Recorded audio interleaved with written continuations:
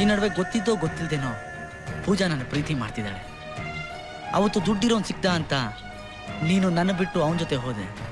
ಇವತ್ತು ನಿನ್ನ ಡಾಕ್ಟ್ರು ನಿನಗೋಸ್ಕರ ಪೂಜಾನ ರಿಜೆಕ್ಟ್ ಮಾಡಿ ಅವತ್ತು ನೀನು ಮಾಡಿ ತಪ್ಪನ್ನ ಇವತ್ತು ನಾನು ಮಾಡ್ಲ.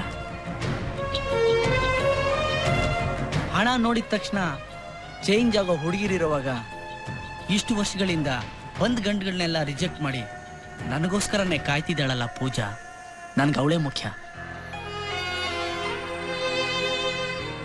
ನಿನ್ನ ಸ್ಟೇಟಸ್ ತಕ್ಕ ಹಾಗೆ ಯಾರನ್ನಾದ್ರೂ ಡಾಕ್ಟ್ರನೋ ಇಂಜಿನಿಯರ್ನೋ ನೋಡ್ಕೊಂಡು ಮದುವೆ ಮಾಡ್ಕೊ. ನಾನೇ ಬಂದು ನಿಂತ್ಕೊಂಡು ಎಲ್ಲ ಕೆಲಸ ಮಾಡ್ತೇನೆ.